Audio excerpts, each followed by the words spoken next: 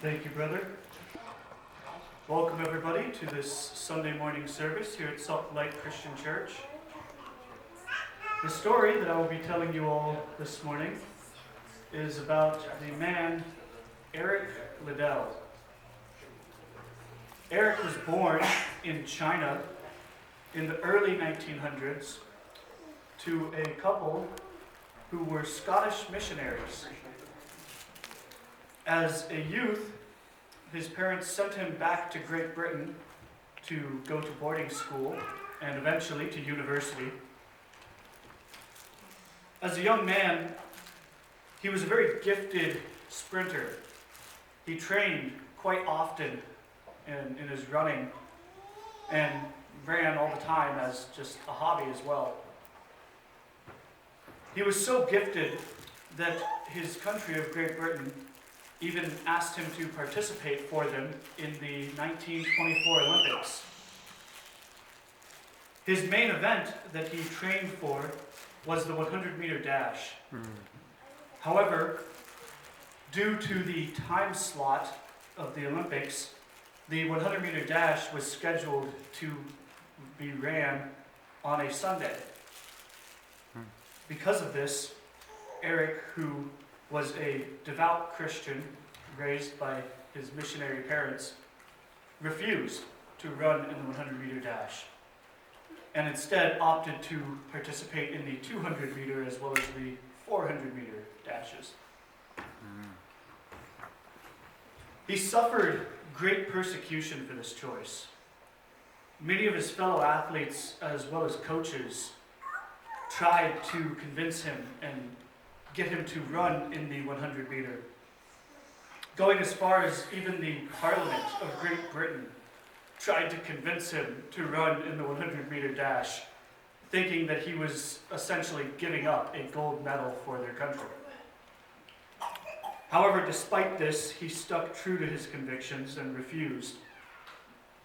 And when he ran in the 200-meter dash and the 400-meter, which took place on weekdays, he scored a bronze medal in the 200-meter and won the gold medal in the 400-meter dash. After running the 400-meter and breaking the world record for the race at the time, he was asked by a reporter how he was able to run such a fast race. And he responded by saying, "In the first 200 meters, I ran as hard as I could. And in the second 200 meters, with the strength of God, I ran even harder." Eric was a man of faith, a talented athlete, but ultimately a man of faith. After the 1924 Olympics, just a few years later, he ended up moving back to China to continue the work that his parents had started. And he lived in China for the rest of his life. He made several trips, of course, back home to Great Britain. However, they were all quite short and usually to visit family. In the late 1930s, while he was still doing his missionary work in China, the Japanese military invaded and began warring with the Chinese military during World War II. As the Japanese pushed the Chinese back and began conquering through the mainland, they set up internment camps where they put anyone that they found as a Chinese citizen or spy. And as such, Eric was rounded up and put in one of these internment camps.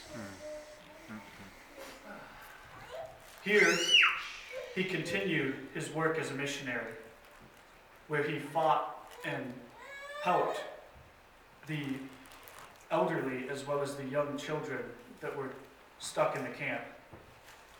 There was one such story where a few businessmen that were trapped in this camp were able to smuggle in a handful of eggs. Eric heard about this, and he went and shamed these businessmen until they were convinced to share the eggs with the children as well. He often set up games and refereed for the children to help encourage them and pass the time.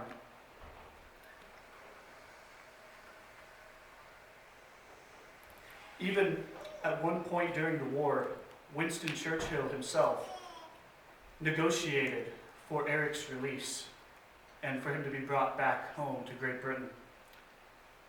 However, once Eric was informed of his impending release, he refused, and in his place, he sent a young pregnant woman who was in the internment camp with him to be sent home to safety.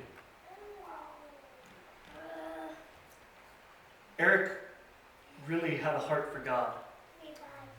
We can see throughout his life, not only in the Olympics, preferring to worship God and honor the Sabbath, but throughout his work in the mission field and in that internment camp, that he showed the love of Christ to those people.